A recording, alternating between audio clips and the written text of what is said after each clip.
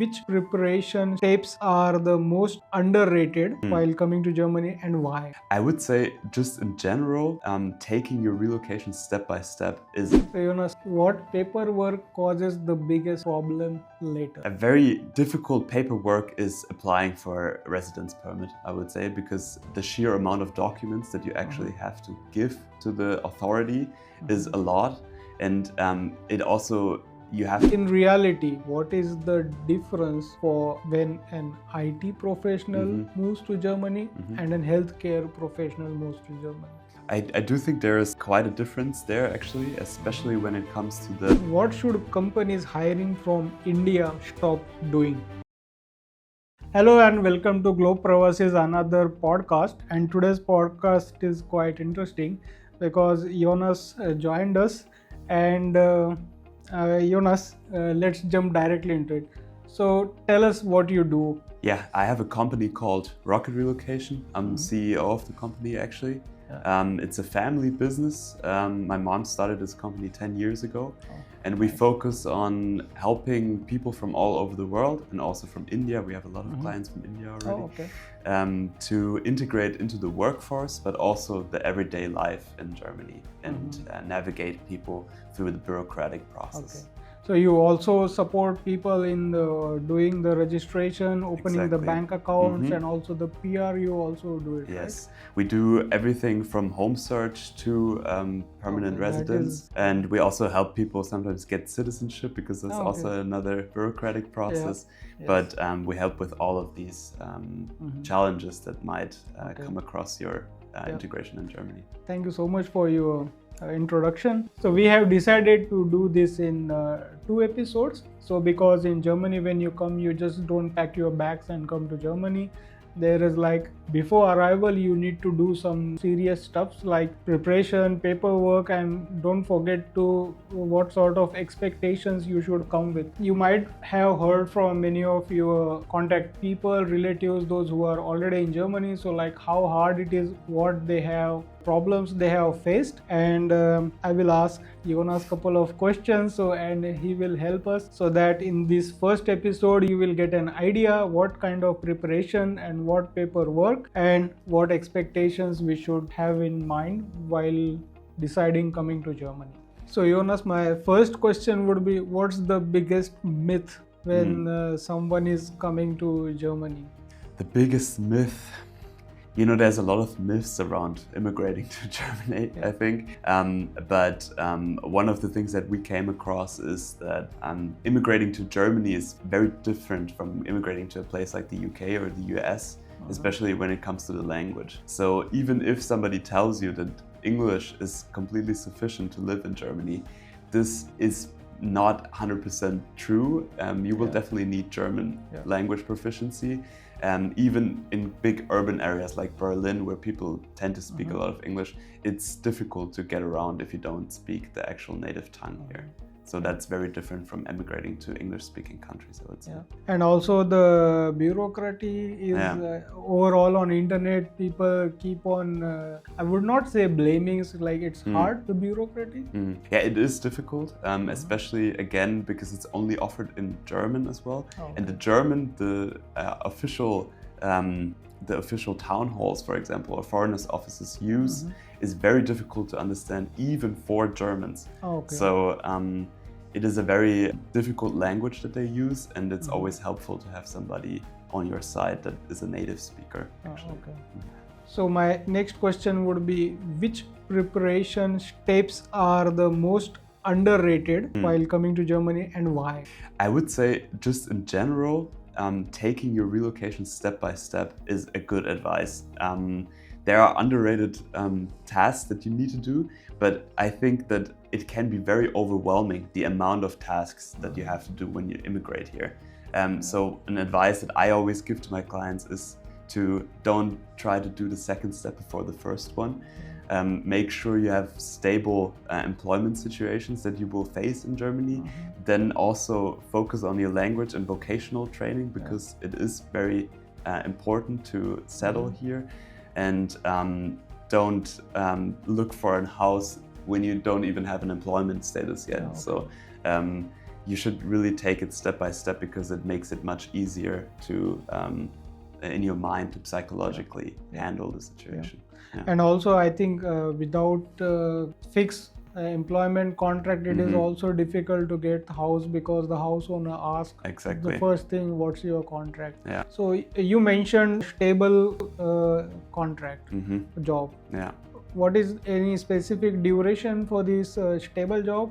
6 months job contract is not a stable, I guess. It's not stable, Yeah. no. I would say a stable employment situation starts with minimum 1 year contract duration, and also it depends on what your agreement is with your future employer. If they say there's a good chance that if you integrate well into the workforce that they will continue or prolong the contract, then that helps, of course, but you have to keep in mind that there's a possibility that the contract will end, and you have to know that there's also a possibility that you can stay in Germany if you don't have an employment status that is prolonged.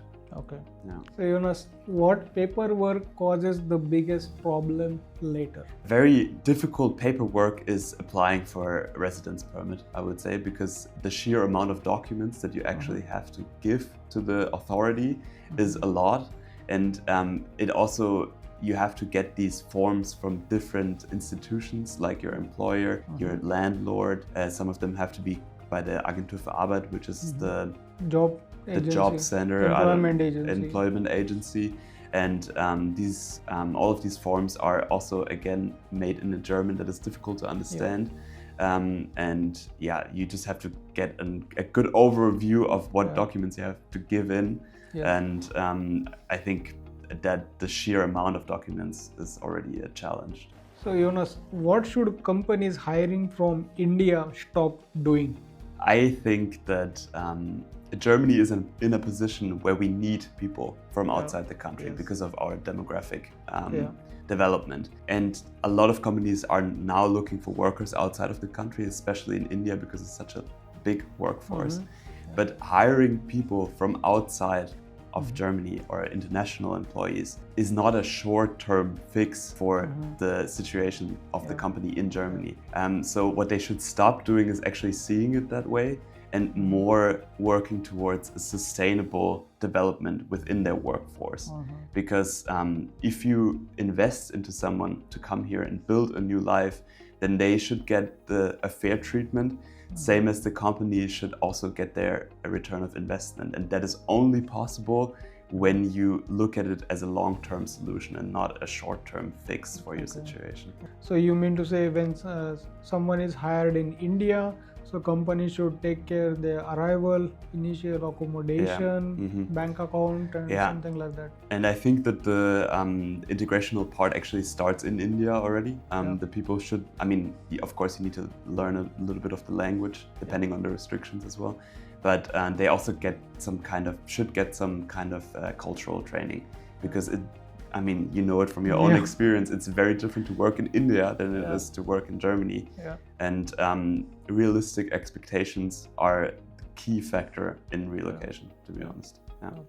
As most of the audience of Globe Pravasi is from India, and India, I have seen in my observation, maximum people are from the IT background. But recently there is an increase in the healthcare professionals also, and which is also in demand because of the demography, like you mentioned previously. So in reality, what is the difference for when an IT professional moves to Germany and an healthcare professional moves to Germany? I do think there is quite a difference there, actually, especially when it comes to the recognition of the university degrees that you acquire in India. Because in Germany we have very high standards for nursing care specifically, and the people that acquire a university degree in nursing in India, they still have to go through a pretty long process of getting their degrees certified and recognized. On the other hand, when you relocate as an IT professional, these equivalencies are more easily to acquire for IT professionals. So they will be able to start at a higher position within the companies earlier on, actually, because as a nurse, for example, you have to go through a very clear step, and you will earn a little bit less money at first. And then when you get your recognition, then you only will earn the full amount that you are also promised when you come to Germany. Okay. And what I also want to say about employment status just in general is that I think that in IT you have a lot of possibilities and opportunities to climb up the career ladder. In nursing you also have these possibilities, but it's a more stable employment status. So as a nurse, you will probably have a job until the end of your career. And as an IT worker, you have more there's more flexibility, but also more risks in finding a job in Germany. I would like to add one point about the difference in IT and healthcare relocation, which is the probation period that you have in IT relocation jobs. So in the first 6 months, your employer assesses how good you're doing your job and how content they are with your job. If you prove them that you are able to do the job, they will take your employment status after the probation period. If you were to be cancelled within the probation period, it creates a very difficult situation for you because you might have to go back to India. But after these 6 months, you will be able to definitely work in Germany. In healthcare, on the other side, you have to still get the equivalency of your job, your nursing degree. And if you're not able to get the equivalency, then it makes it really tough for you to find a new employment situation. And this normally takes 6 to 12 months. And you have to be aware of the fact that if you don't get your equivalency of your degree, it is very difficult to stay in Germany for Indians specifically. So for the healthcare professionals, it is a little bit of a serious situation. Yeah, it is a serious situation. Good. My next question to you would be like, if someone wants to do the language preparation in India, so there are so many classes available online. There are also Goethe Institute, Max Muller, they are well recognized from the German government, the certifications. But in your opinion, if someone is coming to Germany, what should he or she focus on? What really works as a learning German or what doesn't? So one thing that I think is very helpful for Indians specifically is working on their pronunciation.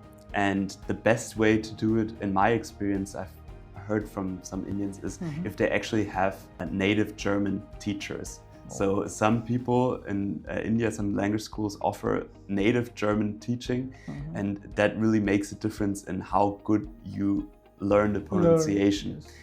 Specifically because it is something else to learn a language in a country where the language is not spoken in the everyday life.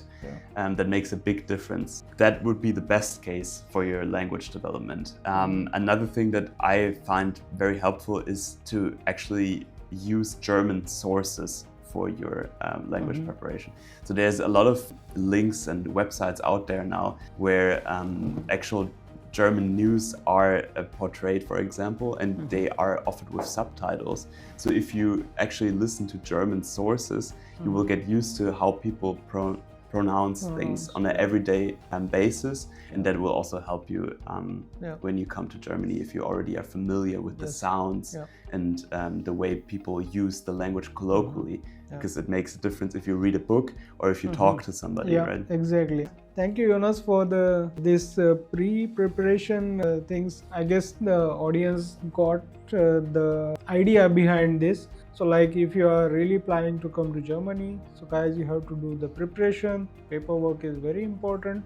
Make sure your degrees, your qualification is well recognized in Germany, and the expectations. So it's not like Jonas said you can pack your bags and go to a country like UK, Canada. It's a Germany, official language is German. So you have to respect the cultural differences and adopt accordingly. In my 13 plus years of living in Germany, I would say if you learn the German, your rest of the problems will be minimized. That will really help you if you learn German. So with that, I will end the episode 1.